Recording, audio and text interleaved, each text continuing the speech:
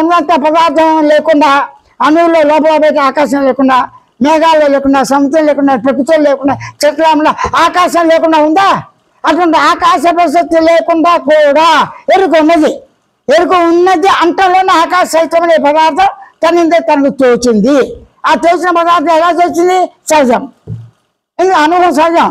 అనుభవంలో ఉన్న గమనించి గుర్తించే తెలివి కూడా సహజం. అదే అంటే తాను గుర్తించి గమనించి తెలుసుకోవడానికి ఎరుక లక్షణం సహజంతోనే ఆ ఉనికి అవగాహనతో, ఆనంద అవగాహనతో, అనుభూతి అవగాహనతో, స్థితి అవగాహనతో, మౌన అవగాహనతో, పరిపూర్ణ అవగాహనతో సహజంగా ఎరుక లక్ష్యంతోనే, తెలివి లక్ష్యంతోనే ఇతర యొక్క అవసరం లేకుండా తాను గుర్తించి గమనించడానికి పుట్టుకని నీ దేహం పుట్టుకతో అర్థం.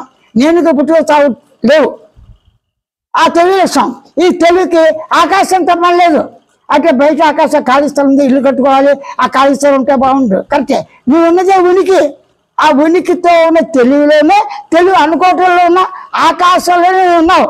అంటే నీ ఉనికి ఆకాశం, ఆకాశమే నీ శరీరం. కాబట్టి ఆ దృష్టితో అవగాహన చేసుకోవటానికి భావం చాలుగా, ఉన్న జ్ఞానంగా చాలుగా, ఉన్న శృతి చాలుగా, ఆ విధంగా ఉంటూ సత్యచితాంత స్వరూపంగా నీవుగా అలాగే ఉన్నావు. స్వతసిద్ధంగా కొత్తగా అవటం లేదు, ఏ పెట్టడం లేదు. అలాగే రాగద్వేషాలు ఉన్నా లేకపోయినా వాటిని కంట్రోల్ చేయాలనే ప్రాసెస్ తప్పు రైట్ని అన్నం. ఇక్కడ స్వయం కూడా అప్రసత్తం. నిద్ర గురించి నువ్వు ఏమైనా కష్టపడి తపస్సు చేసావా? కళ్ళు చేసావా? మెలుగు చేసావా? సుఖ దుఃఖాలు వస్తాయని తపస్సు చేసావా? బాధ తపస్సు చేసావా? నీ నిర్ణయ ప్రకారం వర్షం వస్తుందా? పోతుందా?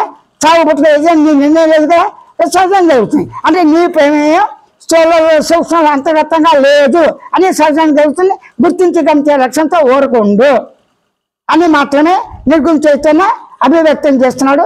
తానే ప్రకటిస్తాడు, విజ్ఞప్తి చేస్తున్నాడు. సహజ లక్ష్యంతో గుర్తించి గమనించి ఓరుకుంటే చాలు.